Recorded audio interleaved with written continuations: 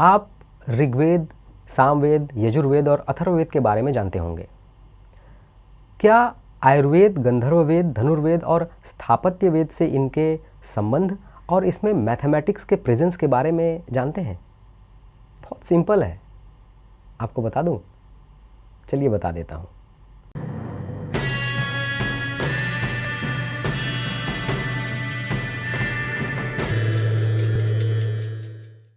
नमस्ते। तत्व, सत्व एटसेट्रा में आपके साथ मैं बातें करता हूं। मेरा नाम सौरभ शुक्ल है। आप जानते हैं, चारों वेदों के 4 उपवेद होते हैं। ऋग्वेद का उपवेद आयुर्वेद है। आयुर्वेद प्राचीन भारतीय चिकित्सा पद्धति है। इसका क्षेत्र बहुत ही वृहद है। शरीर रचना विज्ञान, आरोग्य शास्त्र, चिकित्सा विज्ञान, शल्य चिकित्सा यानी सर्जरी। ये सर्जरी से याद आया, आपने फादर ऑफ सर्जरी कहे जाने वाले प्राचीन भारतीय शल्य चिकित्सक सुश्रुत के बारे में, शल्य चिकित्सक यानी सर्जन, सुश्रुत के बारे में तत्व, सत्व एटसेट्रा का एपिसोड देखा है? अवश्य देखिए। हाँ, तो बात कर रहा हूँ आयुर्वेद की। तो जो कुछ भी मैंने बताया वो तो आप जानते हैं। आयुर्वेदिक औषधियों को किसी रोगी को देना हो तो उसके रोग और उस रोगी की स्थिति के अनुसार औषधियों की मात्रा निश्चित की जाती है।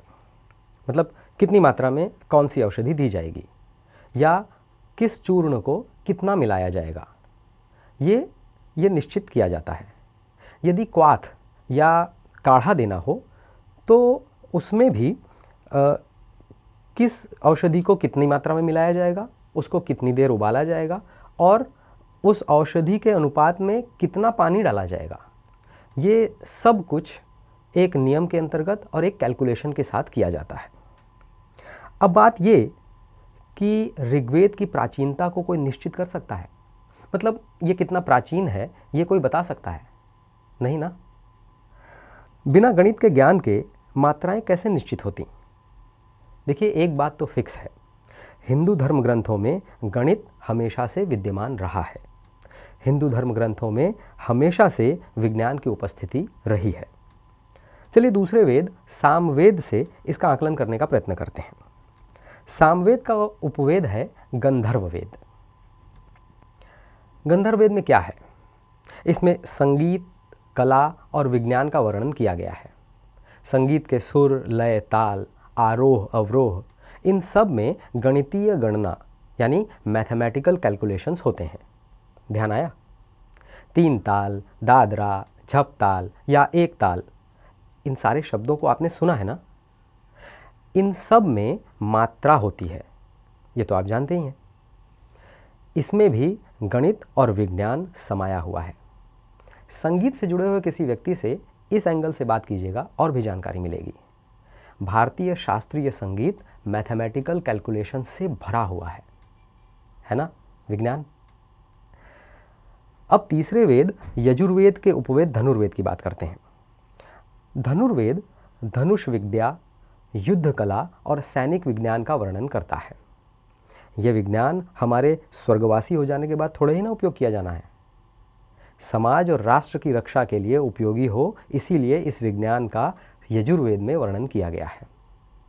अब ये सोचिए कि अस्त्र शस्त्रों का निर्माण, सैन्य पद्धतियों यानी सैन्य टुकड़ियों का उसकी संरचना, ये सब कुछ, ये सारे कॉन्सेप्ट बिना मैथमेटिक्स के कैसे पॉसिबल हैं?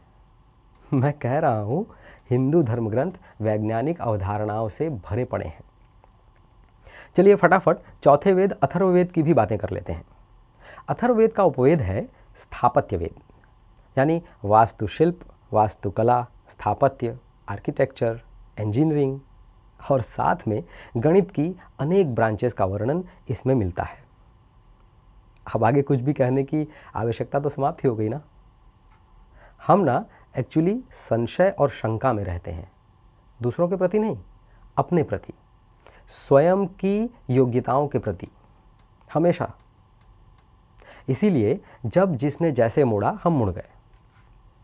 हमने हमेशा हिंदू धर्म में बतलाई गई बातों को अंधविश्वास की कसौटी पर रखा और विश्वास मानिए इसीलिए फंसे भी। आवश्यकता है विज्ञान की कसौटी पर रखने की। सौरभ का नमस्कार।